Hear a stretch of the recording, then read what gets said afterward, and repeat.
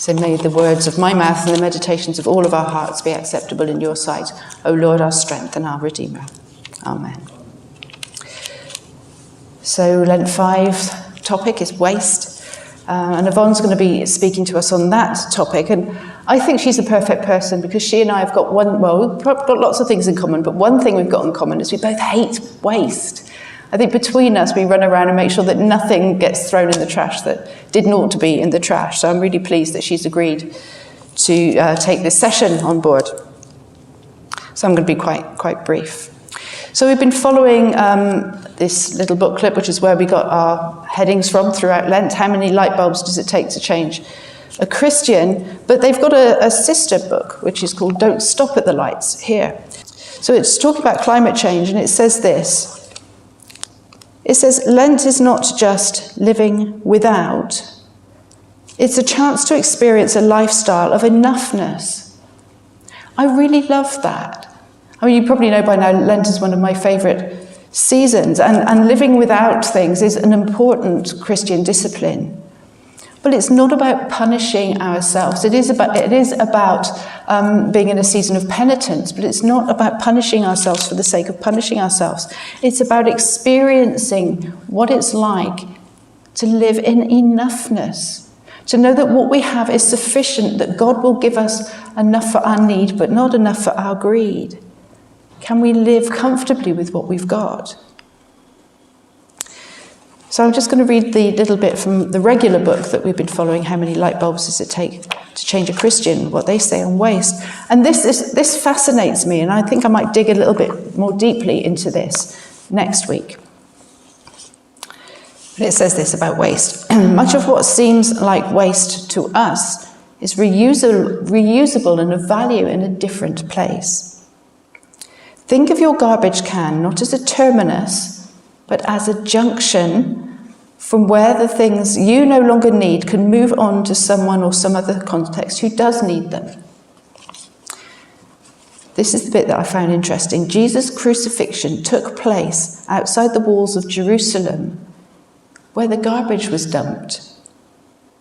From the death, despair, and discarded refuge of this extramural wasteland arose a flicker of hope that was not an end, but a beginning. Salvation and redemption were wrought in a wasteland. I'm going to think more on that because I think that's a fascinating way of looking at that. And also then it goes on to say the things that we should all know well by now, addressing waste by reducing first, reusing what we can, and recycling the rest. And that there's nowhere called away where you can throw things. There's nowhere called away that you can throw things. Great. So now I invite Yvonne to come forward.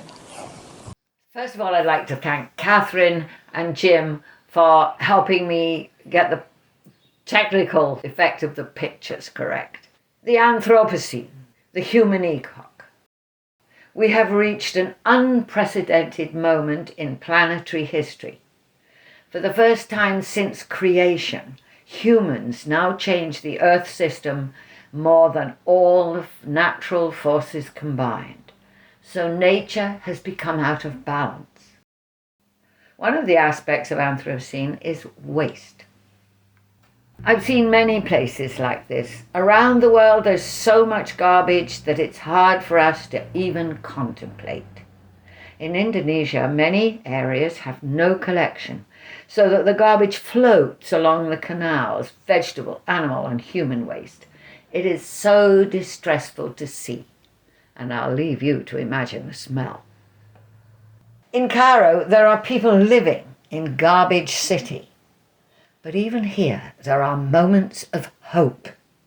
This amazing man, Ezat, who lives in Garbage City, arranged for $1 million from the Gates Foundation towards education. And here is the result. Canada used to ship boatloads of garbage to the Philippines. Look at all these bottles. This is a recycling plant in Kenya. Plastic is the biggest generator of waste in the world. In our oceans, there is microplastic everywhere. The majority of it sinks to the bottom. In the north of Hawaii, there are millions of confetti-like pieces floating through the water. There is 10 times as much plastic there as plankton. Albatrosses have been found dead with their stomachs full of plastic bags.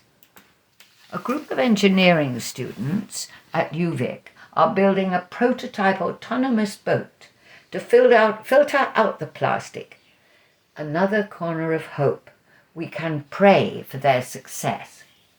During COVID, the adventure tour boats were all out of work, so they applied to the federal government and received a grant to clear the beaches on the west coast of our island.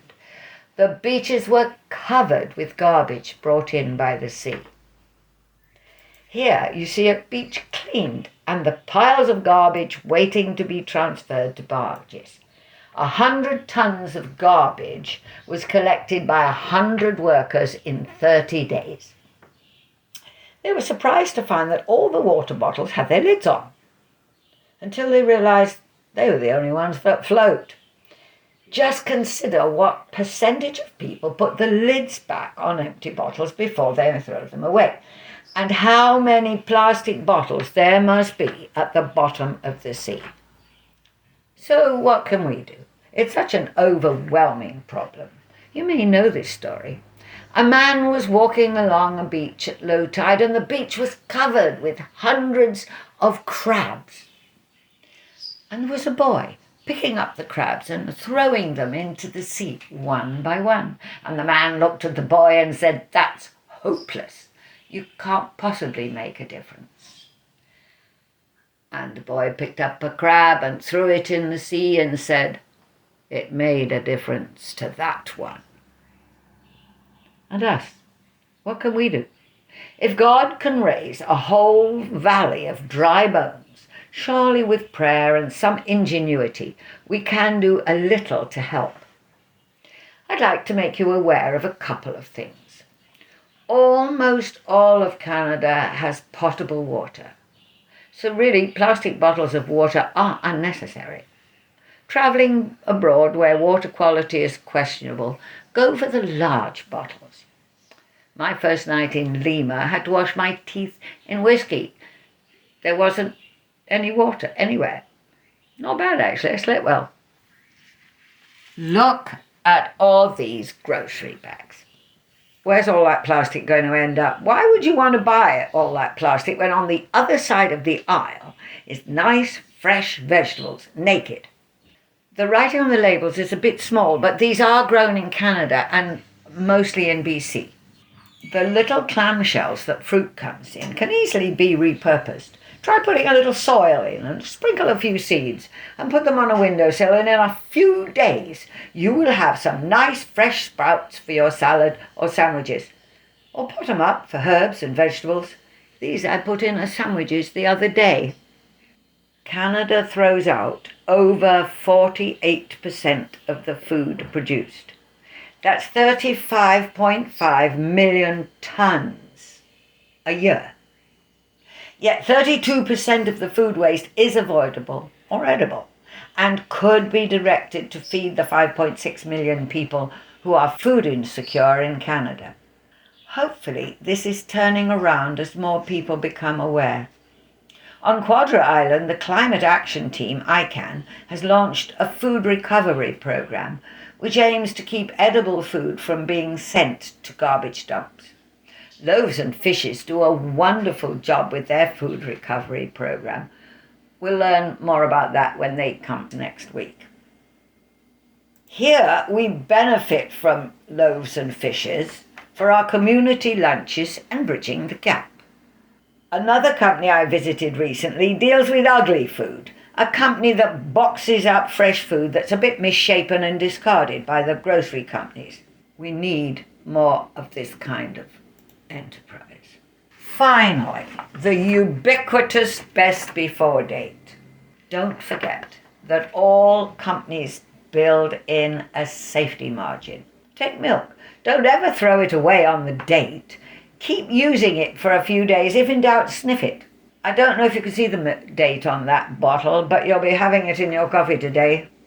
One can always put old milk in some muffins, biscuits, bread. It's cheaper than buttermilk and just as useful. Anything blue and furry, compost. We all have those little green boxes from the town now. This goes for everything with a date on except baby food. This must be discarded on the expiry date. Canned food will go on for years. In the Georgetown Food Bank, we gave old cans to a church group who came back with delicious chili for our clients. Maybe we could start a similar enterprise. So, we can never turn back the clock.